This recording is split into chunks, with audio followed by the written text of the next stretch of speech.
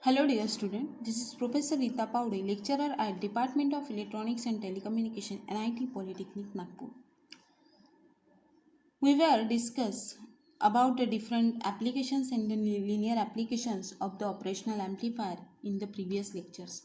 Today, we are going to start our next chapter, that is filters and oscillator.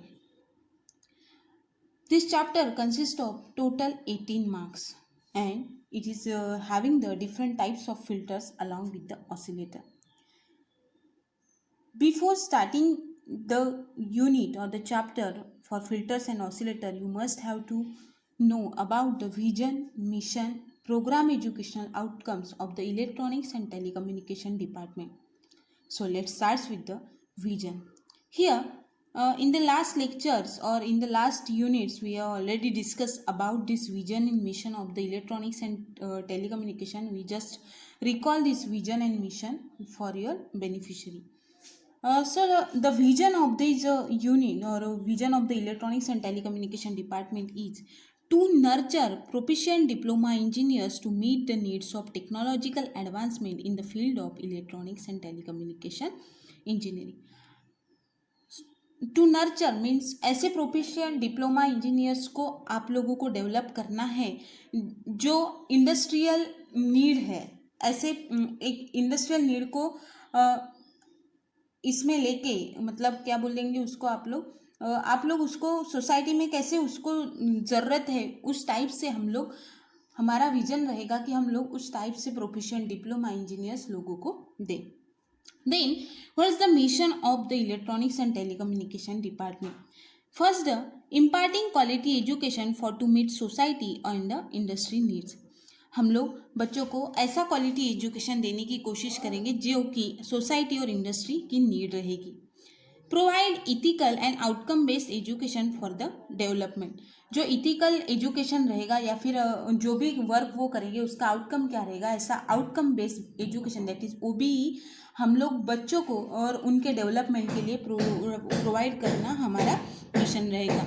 Inculcating creative thinking through the innovation and the co and extra curricular activities amongst the student. हम बच्चों में एक creative thinking through the innovation मतलब innovation के through बच्चों में creative thinking लाने की कोशिश करेंगे और उनको हम लोग डेवलप करने की कोशिश करेंगे थ्रू द को curricular and the extra curricular activities.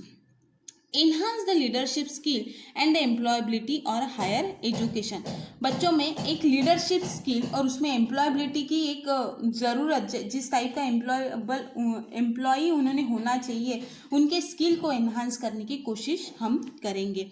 Then the last one is seeking continuous improvement of knowledge and skill. बच्चों का कंटिन्यूस इम्प्रूवमेंट होना चाहिए, उनका नॉलेज और स्किल उनके बढ़ने चाहिए, इसकी कोशिश हम हमेशा करते रहेंगे. Then last one is the program educational objectives. What are the program educational objectives of electronics and telecommunication department? One is the provide job oriented skill set, socially responsible and environment friendly solution.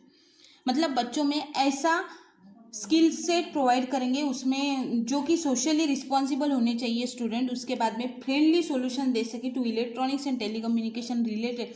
मतलब कोई भी अगर problem आता है तो वो लोग society में इजीली सॉल्व कर पाएंगे. ये भी हमारा एक एजुकेशनल ऑब्जेक्टिव रहेगा. Then the adapt the state of the art electronics and telecommunication engineering broad based technologies to work in multidisciplinary work environment and promote higher education. हम लोग बच्चों में ऐसा एक मतलब एक कला ऐसी बच्चों में प्रोवाइड करेंगे कि उनमें से वो लोग मल्टी डिसिप्लिनरी फील्ड में भी वर्क कर सके with the electronics and telecommunication field और वो हायर एजुकेशन के लिए भी हम बच्चों को प्रमोट कर सके. मतलब वो डिप्लोमा के बाद जॉब भी कर सकते हैं या फिर हायर एजुकेशन उनकी अगर इच्छा है तो वो भी ले सकते हैं. इन हिसाब से हम बच्चों को दोनों तरीके से उनको डेवलप करने की कोशिश करेंगे. Then provide solutions to broad-based problems individually and as a team member by communicating effectively in the world of work. ऐसा मतलब स्टूडेंट्स ऐसे प्रोवाइड हो या फिर ऑब्जेक्टिव हमारा एक ऐसा रहेगा कि जो भी स्टूडेंट्स वहाँ पे खुद के डेवलपमेंट और एज ए टीम मेंबर तो कैसा भी वर्क करे, या तो वो इंडिविजुअली करे या फिर टीम में करे, उनका जो वर्क है वो कम्युनिकेटिवली इफेक्ट होना चाहिए, मतलब उनका कम्युनिकेशन के साथ साथ उनका वर्क भी इतना इफेक्टिव होना चाहिए in the world of work, ये भी कोशिश हमारी रहेगी। Then what is the course outcome? The course outcome for this unit is maintain filters and oscillator use in various electronic circuit. अभी हम लोग क्या करेंगे, डिफरेंट फिल्टर के डिज़ाइन करेंगे, ऑसिलेटर को डिज़ाइन करेंगे, उसको इलेक्ट्रॉनिक सर्किट में कैसे यूज़ करना है ये भी हम लोग देखेंगे। तो उसको ये सब यूज़ करने के बाद उसको कैसे मेंटेन करना है ये भी हम लोग ये यूनिट में पढ़ने वाले हैं। CO and the PO mapping. Here the CO4 getting mapped with the PO 1, 2, 3, 4, 6 and 7. आप लोगों को फिल्टर्स के डिज़ाइन में न्यूमेरिकल सॉल्व करने हैं, तो न्यूमेरिकल सॉल्व करना है तो आप लोगों को basic knowledge along with the mathematical base का नॉलेज होना ज़रूरी है। तो इसलिए हमने यहाँ पे PO 1 को मैप किया। उसके बाद में कुछ हम लोग उसमें प्रॉब्लम सॉल्व करने वाले, उसका एनालिसिस करेंगे, डिज़ाइन करेंगे। तो डिज़ाइन कर रहे हैं इसलिए आप लोगों का PO 2 भी यहाँ पे मैप हो रहा है, क्योंकि उसका एनालिसिस कर रहे हैं ना हम लोग न्यूमेरिकल सॉल्व कर रहे हैं, न्यूमेरिकल सॉल्व करने के बाद उसको डिज़ाइन कर रहे हैं, इसीलिए आप लोगों का PO 2 भी यहाँ पे मैप्ड हो रहा है। Then after that there are some practically based experiments here. Experiments भी परफॉर्म करना है तो उसके लिए कुछ टूल्स भी लगेंगे या फिर एक्सपेरिमेंटल किट भी लगेगा, इसलिए यहाँ पे PO 3 भी मैप हो रहा है। देन जो भी सर्किट्स आप डिज़ाइन कर रहे हो, सर्किट्स में आप लोग क्या करने वाले हो, डिज़ाइन करने वाले सर्किट्स में आप लोग जो भी इलेक्ट्रॉनिक डिवाइसेस या फिर सर्किट्स सोसाइटी के लिए ये डिज़ाइन करोगे उसमें भी आप लोग फिल्टर्स का यूज़ करने वाले हो, इसलिए आप लोगों का PO 4 भी यहाँ पे मैप्ड हो रहा है। Then PO 6 and PO 7 that is lifelong learning, and आप लोग इंडिविजुअल और टीम मेंबर में भी काम कर सकते हो या फिर कुछ माइक्रो प्रोजेक्ट्स भी हम लोग यहाँ पे वर्क करने वाले, इसलिए आप लोगों का PO 6 भी यहाँ पे मैप हो रहा है along with the PO 7। This is the CO and PO mapping. This is the most important chart. मतलब आप लोग कभी भी पढ़ने के लिए जाते हो तो what are the programme outcome. First of all programme outcomes it is the electronics outcome, मतलब आप लोगों का ब्रांच है उसका आउटकम, और CO that is the course मतलब linear integrated circuit, this is the course, उसका आउटकम। ये दोनों का मैपिंग कितने लेवल तक हो रहा है that is the most important thing, और उस हिसाब से आप लोगों का सब्जेक्ट कितना इंपॉर्टेंट है ये भी आप लोगों को समझना ज़रूरी है। Then the learning outcomes. अभी देखो लर्निंग आउटकम्स मतलब क्या, जैसे ही आप लोगों का सब्जेक्ट कंप्लीट हो जाएगा, उसका कंप्लीशन होने के बाद आप लोग क्या क्या कर सकते हो, मतलब what which work you are going to be able. तो उसके लिए देखो सबसे पहले कि आप लोग working of the given type, जो भी फिल्टर आपका दिया रहेगा उसका वर्किंग आप लोग एक्सप्लेन कर पाओगे, डिस्क्राइब कर पाओगे। Then explain with sketches the procedure to identify the given type of filter.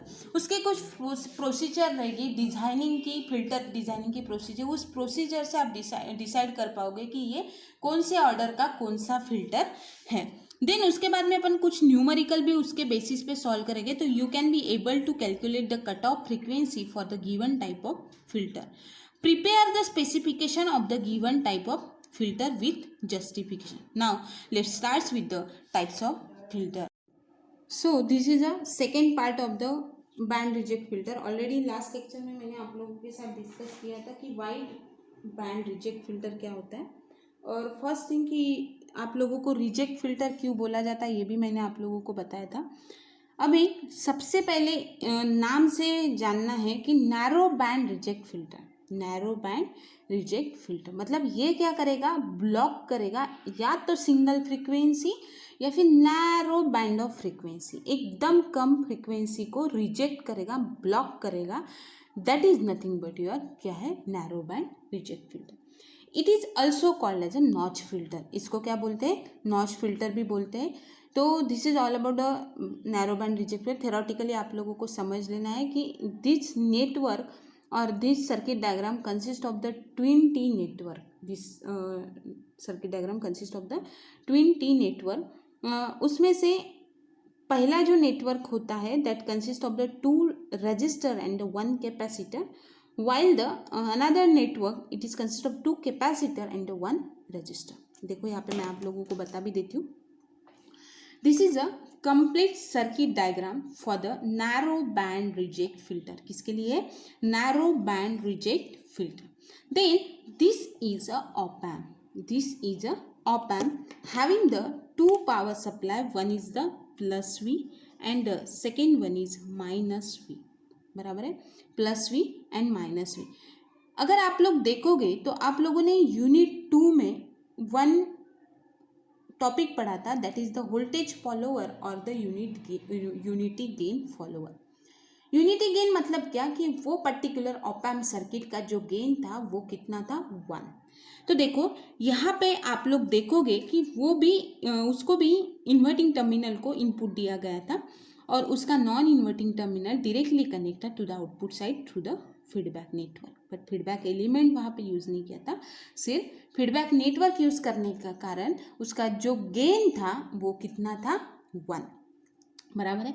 Now आप देखोगे कि here it is the two terminals are there, one is the inverting and the second one is the non inverting terminal. तो non inverting terminal को input दिया गया है और input को किस तरीके से कनेक्ट किया है, by using the twin T network. By using the twin T network. Twin T मतलब क्या है, देखो आप लोग देखोगे यहाँ पे टी शेप का नेटवर्क दिया है और एक टी नहीं है, कितने हैं, 2 है. दिस इज द 1 और दिस इज द 2. बराबर है.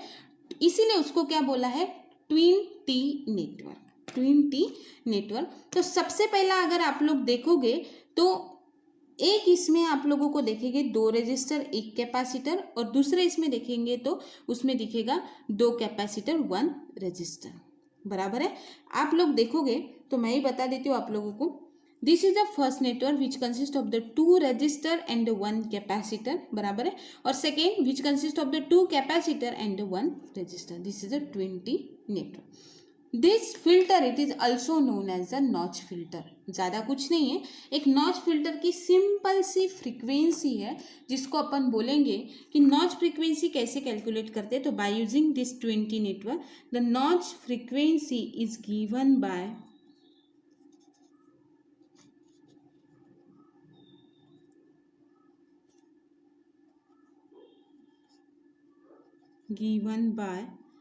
F N. क्या कैसे डिनोट करेंगे आप लोग उसको, F N is equals to 1/2 pi R into C. 1/2 pi R into C. तो this is a notch frequency of the narrow band reject filter. I hope everyone understand about the narrow band filter. अभी voltage follower connect किया है तो इसका gain कितना रहेगा, 1 रहेगा. Now will go for the characteristics. अभी इसका फ्रीक्वेंसी रिस्पॉन्स निकालते अपन. नॉर्मल है, जैसे अपन ने wide narrow band pass filter में निकाला था वैसे ही आप लोगों का यहाँ पे आएगा. तो फ्रीक्वेंसी रिस्पॉन्स इस तरीके से, इन बिटवीन द गेन और the frequency, in between the gain and the frequency. तो देखो यहाँ पे कैसे आता है, सबसे इम्पॉर्टेंट गेन तो उसका 1 ही है, इसलिए अपन आउटपुट वोल्टेज को कंसीडर करते. ठीक है. आउटपुट वोल्टेज को कंसीडर करने के बाद आप लोग देखोगे कि आउटपुट वोल्टेज अगर मैक्सिमम है, आउटपुट वोल्टेज अगर मैक्सिमम है तो आप लोगों का जो सर्किट है वो इस हिसाब से आप लोगों को मिलेगा. वो कम कम होते जाएगा. उसके बाद में यहाँ से आप लोगों को ये ऐसे मिलने वाला है. बराबर है.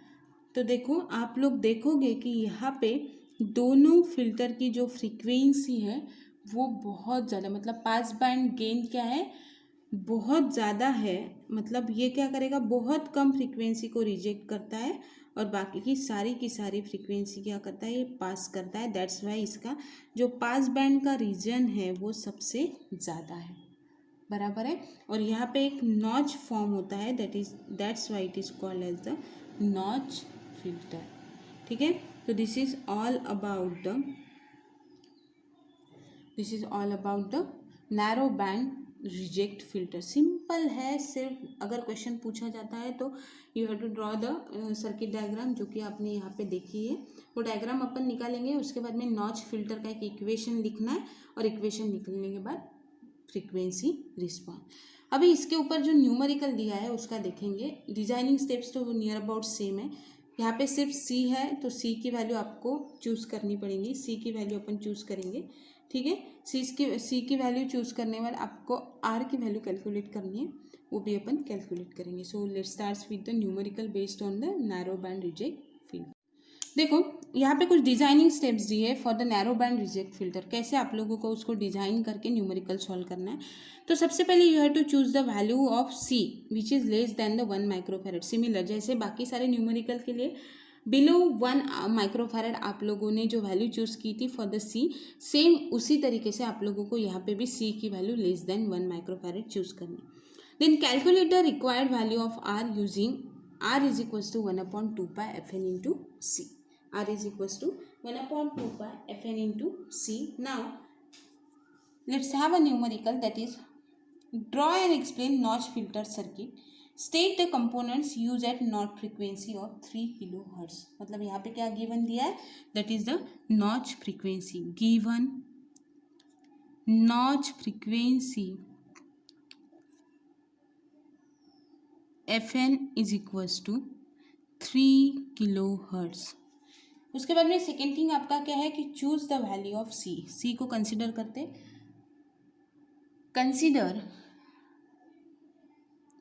Consider C is equals to 0.1 microfarad. C is equals to 0.1 microfarad. Now will go for the value of R. R की वैल्यू निकालनी है, since R is equals to 1/2 pi F N into C. तो यहाँ पे आएगा 1/2 पाई एफ एन की वैल्यू आपके पास है 3 × 10⁻3 और यहाँ पे सी की वैल्यू आपने कंसिडर की है 0.1 × 10⁻6। तो आप लोगों को जो वैल्यू मिलती है दैट इज़ द 5305.5 ओहम। तो this is a numerical based on the narrow band reject filter. Now ये नैरो बैंड रिजेक्ट फिल्टर जो है वो कहाँ कहाँ यूज होता है, तो इसके कुछ एप्लीकेशंस है। तो देखो एप्लीकेशंस क्या है, एप्लीकेशंस आर, सबसे इम्पोर्टेंट कि ये कम्युनिकेशन सर्किट्स में यूज होता है। कम्युनिकेशन सर्किट्स कहाँ यूज होता है, कम्युनिकेशन सर्किट्स में। उसके बाद में वो एक और जगह पे यूज होता है, बायोमेडिकल इंस्ट्रूमेंट्स। बायोमेडिकल इंस्ट्रूमेंट्स में भी यूज होता है ये, biomedical instrument. In order to remove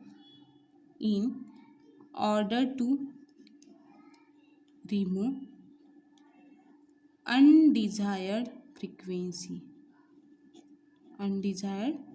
तो देखो सबसे इम्पॉर्टेंट चीज ये, देखो आपने यहाँ पे न्यूमेरिकल देखा, एप्लीकेशंस भी देखे, क्वेश्चन पूछे जाते हैं state the applications of notch filter. तो 2 मार्क्स के लिए एप्लीकेशन पूछेंगे, 4 मार्क्स के लिए न्यूमेरिकल आता है। न्यूमेरिकल सॉल्व करने के लिए आप लोगों को क्या स्टेप्स पता होनी चाहिए, ठीक है। तो thank you so much for listening this lecture very carefully. In the next lecture we will study about all pass filter and their types of oscillators. Thank you so much.